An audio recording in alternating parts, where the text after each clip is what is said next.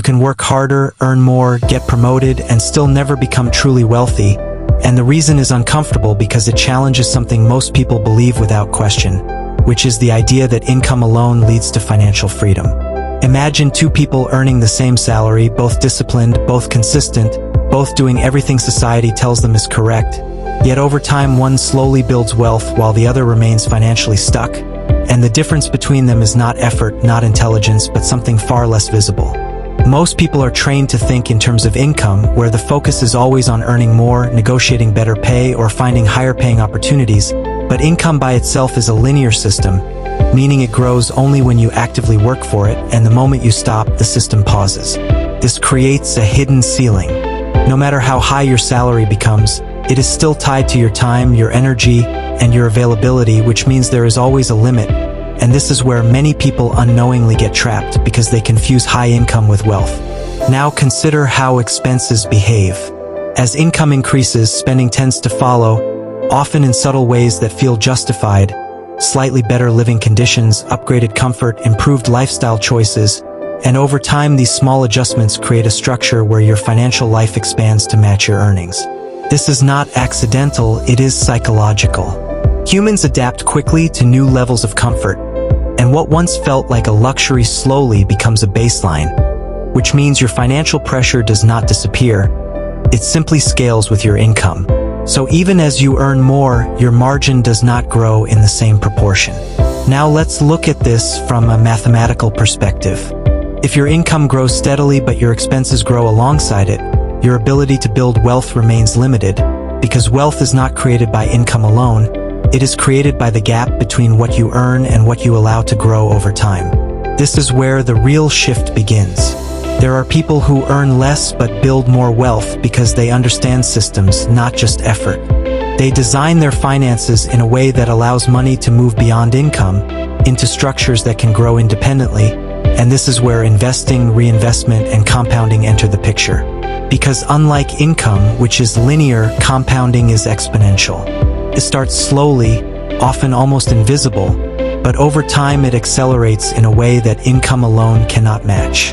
This is why relying only on salary creates a form of financial stagnation, even if it appears stable on the surface.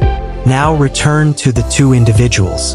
Person A continues to rely entirely on salary, increasing earnings over time, but also increasing expenses, maintaining a stable but flat trajectory.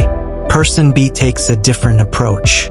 While earning the same income, they consistently allocate a portion into systems that generate returns, and more importantly, they allow those returns to be reinvested. At first, the difference is almost impossible to notice. Months pass, then years, and both appear to be in similar positions, which is exactly why most people underestimate this process. But gradually, something begins to shift. Person B's system starts to build momentum. Small returns begin generating additional returns, and over time, the gap between both individuals widens, not because of income, but because of structure. This is the point where wealth begins to separate from effort, and it happens quietly. There is no dramatic moment, no sudden breakthrough, just a steady divergence that becomes visible only after time has done its work.